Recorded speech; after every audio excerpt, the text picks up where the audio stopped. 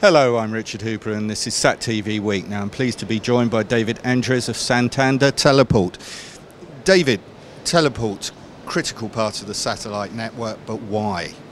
Well, teleports are basically the fundamental ground infrastructure to allow the satellite communications to happen.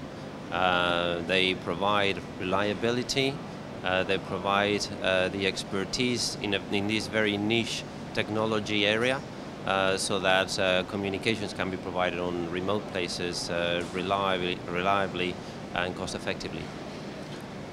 Now, the satellite sector is evolving the whole time, but how does a teleport like yours stay relevant to the customers? Sure. Well, teleports more and more are basically including additional expertise beyond what is purely the radio frequency element, the connection to the satellite. They connect the remote places. They don't just land the traffic at the teleport and stop there, but more and more we are getting more involved in an end-to-end provision or providing additional value to the service providers. Now, security and cyber security is a fundamental part of today's satellite sector, and it's a big issue. We hear about it in the papers all the time. How much of the emphasis for curing that is down to you at the ground level? Okay, well, it is important for teleports and service providers to be well informed and to actually not just be informed but be ahead of those technologies and understand them. In many cases, corporations and companies and customers, they already have a plan, especially when they have usually an IT department, a good technology understanding of the cybersecurity and how to protect against those threats. But in some cases, and especially more with the smaller customers, they need some help, and this is where we can help them by giving them advice and by providing some of the security services to stop the threats coming into their networks. We have a network operations center, which is basically manned 24/7. Not yet beyond that, we also have all the infrastructure around the teleport built with redundancy on all the different elements of the system, from the antennas to the power that feeds the whole operation with UPS protected power supplies and diesel generator, dual and redundant fiber loops into redundant local loop providers. So it's all, we're trying to make sure that outages are minimized to the maximum, but obviously 100% it's not something that can always be warranted, and in the event that an issue happens, we always have people there 24/7 to help and support. When you talk about the outages, and 100% is not always possible, is there a general level that a teleport like yourself aims for, that the operators say is within acceptable limits? Yeah, so basically we design our systems, and not just the systems but the services themselves, to operate to a 99.95 plus. In most cases the infrastructure is built to 99.99% availability. We could add more nines, but eventually at the end of the day the important thing is that we minimize any risk possible, and then because we can't be always 100% sure that nothing is going to happen, then always have someone that can fix issues, spares being held on site, so that faulty equipment can be restored as soon as possible, and the right procedures in place to minimize any issues, any outages. We've heard in recent years some news reports about jamming of the satellite signals.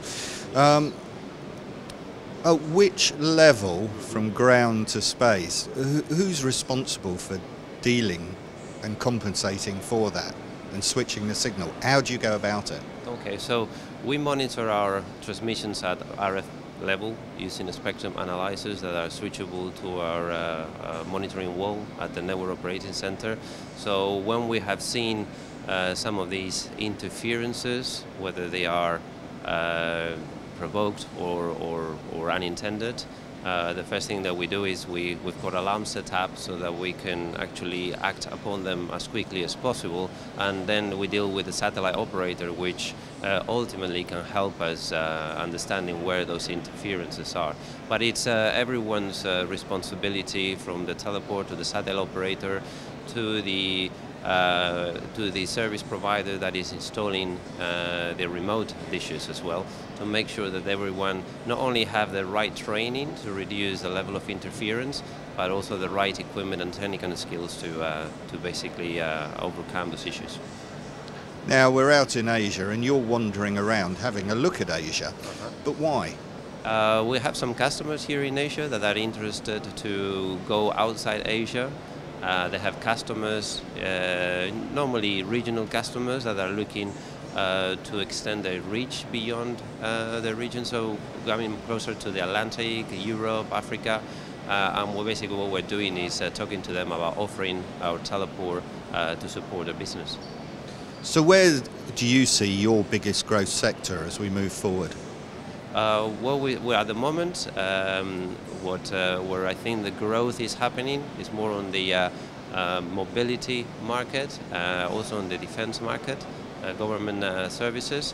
We have at the Teleport engineers which basically have been trained to install maritime antennas, manage maritime services through a lot of legacy we have with our partners who are basically maritime service providers.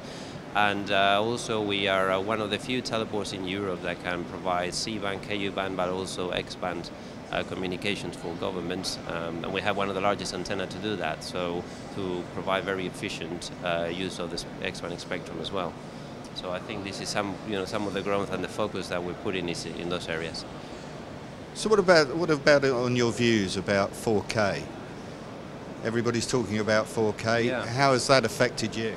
We're primarily a VSAT operator, less involved in the broadcast area. So it's not something that we focus on a day-to-day basis. Having said that, I have gone through in my previous life through a process of evolution from standard definition to high definition, and it has always been very difficult to predict how and when the jump was going to happen.